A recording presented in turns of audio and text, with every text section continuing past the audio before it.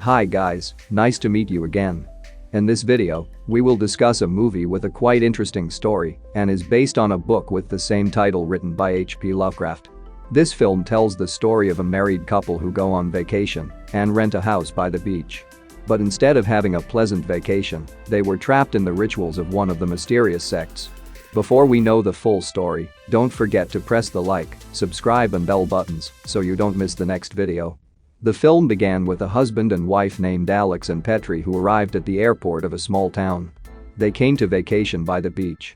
While outside, someone named Finley driving a car came up to them and gave them a free ride. The car then took them to a beautiful, rented house owned by a couple named Russell and his pregnant wife, Ingrid. As Ingrid closed the door, there was a woman watching from a distance. In the evening they talked while drinking wine together. The wine they drank turned out to be made by Russell and the local community called the Solar Beach Colony. After talking, Russell and Ingrid said goodbye to their rented house. They would stay on the boat for a while. When they were outside, they saw the woman who was observing the house when they arrived and thought she was homeless. They finally went inside and made out. It turned out that in their room several CCTV cameras were installed which recorded their lovemaking activities and someone seemed to be observing them. Alex had a dream at the beach and he lost his baby while Russell, Petri, and Ingrid laughed at her. Alex woke up from his nightmare and felt nauseous. She saw Finley down below looking at his window. Alex went downstairs to find her husband having breakfast with the breakfast Ingrid made. They said that they came to take them on a boat, but Alex refused because she wasn't feeling well and told Petri to go with them.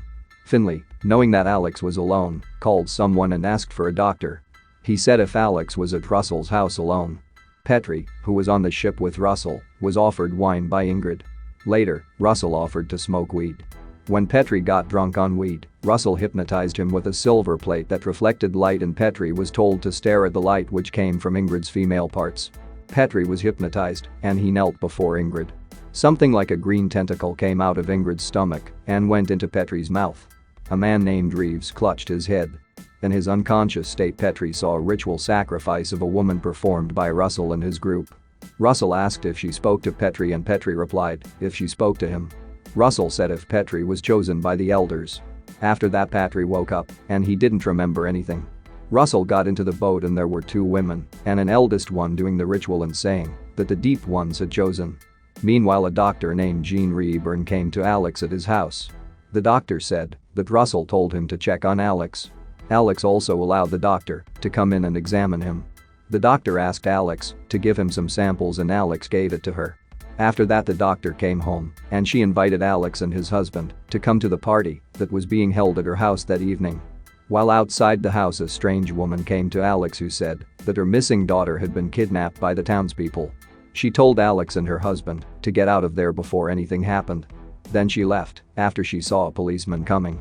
The police officer said that the woman had gone mad because the daughter had run away and her house had been confiscated by the bank. In the evening, Petri came home and he saw Alex and her friend, Debbie, who were drinking and chatting. They talked about her experience today and said that they will go to the party at 8 p.m. Petri went to clean up and the CCTV cameras were still watching them. Apparently several people including Ingrid, the doctor, the policeman and another old man were watching them through the CCTV screen. The doctor said that Alex was ovulating and the news made them happy. Meanwhile, the woman who lost her child, Jasmine, sat down and cried for her daughter. Suddenly a creature with tentacles came and chased her. He got into the car, but it turned out that Russell was already there. The woman asked what was outside and Russell said it was Jasmine's reborn child. The woman accused them of taking her child and taking her to the sea. Russell told the woman to open the car door. The woman finally opened the door and she was attacked by the monster. Petri, Alex, and Debbie came to Dr. Jean's house for a party. When they got there, they were greeted by Dr. Jean and her husband, Obt. They then entered and were greeted by a community known as the Solar Beach Colony. Russell took Petri and introduced him to the community members. The community members looked weird and they quipped that Petri was the one. Debbie and Alex watched the situation. Then Petri walked up to them and said that Russell offered him a job. Alex also invited Petri to talk and it looked like she didn't agree. Russell then said it was Cuban time and he brought 2 cigarettes. Petri left the conversation with Alex and followed Russell. Outside, he and the rest of the colony watched a fire dance performance by a woman. After the show was over, Russell gave Petrie a cigarette and hypnotized him again, whereupon the other members chanted spell-like words. Alex and Debbie took Petrie home, but Russell asked Petrie to stay longer. Petrie agreed to stay, while Alex and Debbie returned home. On their way home, they met a girl who had webs on her fingers. The girl asked if they had seen her mother. Seeing the strangeness and hearing the girl's words that they would hurt her, Alex and Debbie immediately left. When they got home, they found a book in which there were photos of women and a letter that Ingrid had written to her family in Switzerland.